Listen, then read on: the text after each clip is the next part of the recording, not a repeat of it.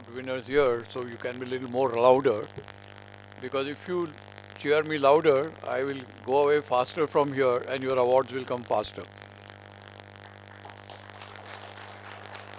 Thank you. Am I audible?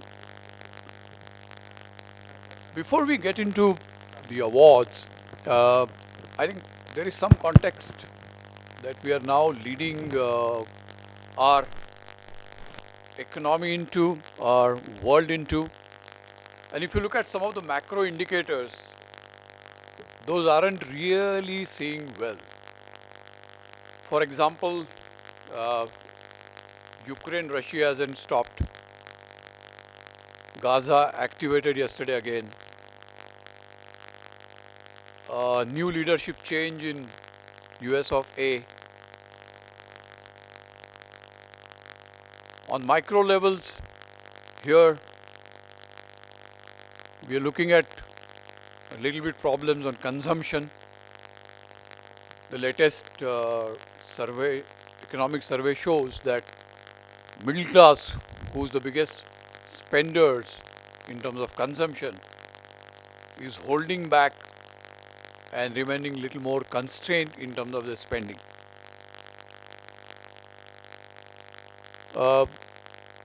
Too early to say that, but you're also seeing tariff wars now emerging very fast. Tariffs, counter tariffs being levied on countries, and therefore responses from those countries generally do not augur well if you see historically. And therefore the question is, are we, I hope not, heading into next cycle of recession, if I may use that word?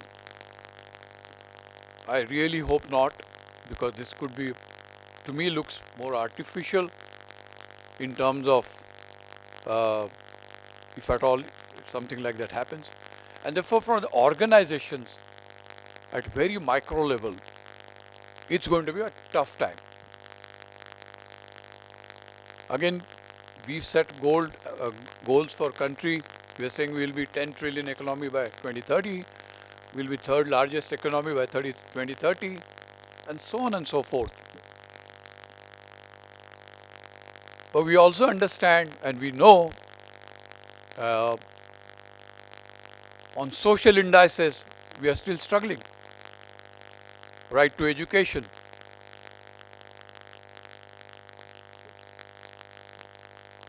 DEI,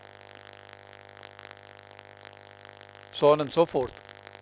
So we actually are into a bit of a flux with a clear agenda to deal with. Simultaneously, newer challenges coming up.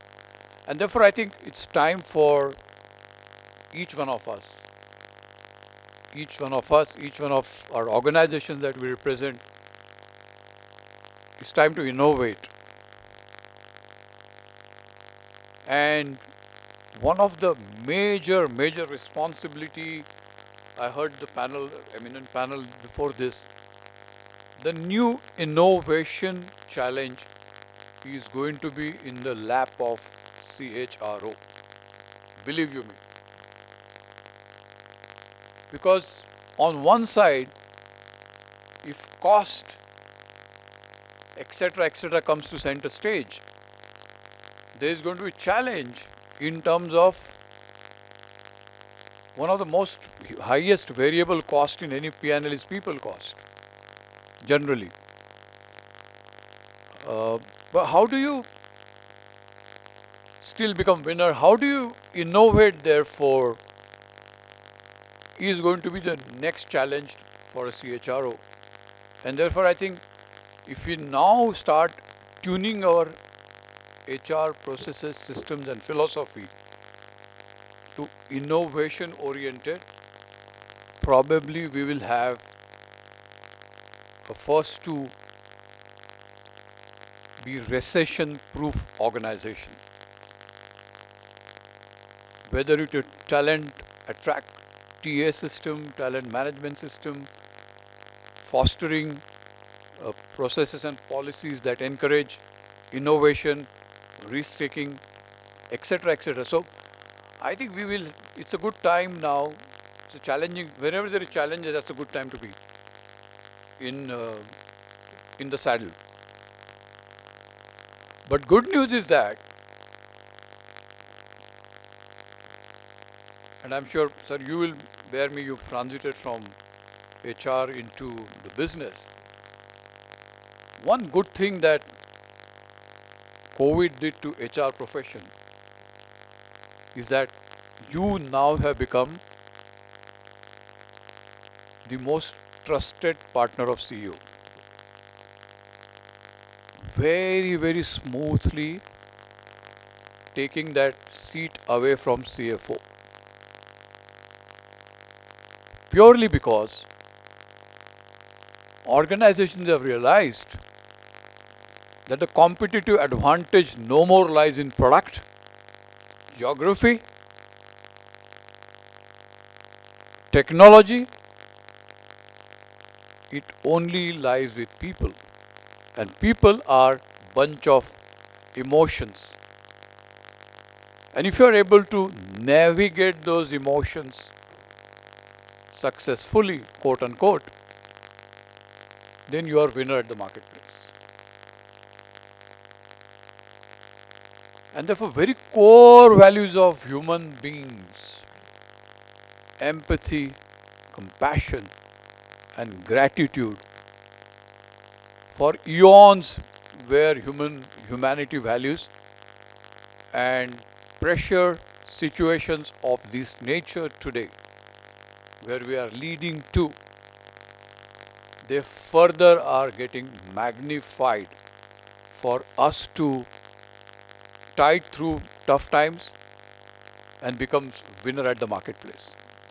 And therefore, to me, therefore, the most trusted partner today to the CEO is the CHRO, because, as I said, that only competitive advantage today we have is people. And therefore, for CHRO to mentor, guide, coach, become trusted partner of CEO, I think three things to me which are universal things, which many times in the razzmatazz of businesses, technologies, etc., we sometimes tend to forget. If these three things are drivers of our worldview, every leader, every organization will succeed. And therefore, these three things are as basic as Satya, Seva, and Prem. Truth, service, compassion, and love. If that's the mirror that you look into every day and get that reflection on your people, I believe you me, in every and any situation, that organization is going to be winner at the marketplace. Like most of you today here, who are the winners, have, and I have been privy to evaluating many of you through the process. What really touched me this time is that many times in HR was blamed for activity-oriented function. I did this, I did that, I did, and so all your KRAs and KPIs were activity-oriented functions. This time I saw many of you converted that into impact-oriented function. So it's not what you did, but what you did, what the impact of that, and that I saw being measured, and therefore there is a huge focus of the fraternity now on the impact that function, HR leaders, HR processes are having on the outcomes of businesses. And that's what something that we really got excited when we started, evaluating, and that's been something fundamentally beautiful about all the winners this time. So without much ado, thank you very much, and I'm in advance congratulating all the winners, and thank you for being here. Thank you.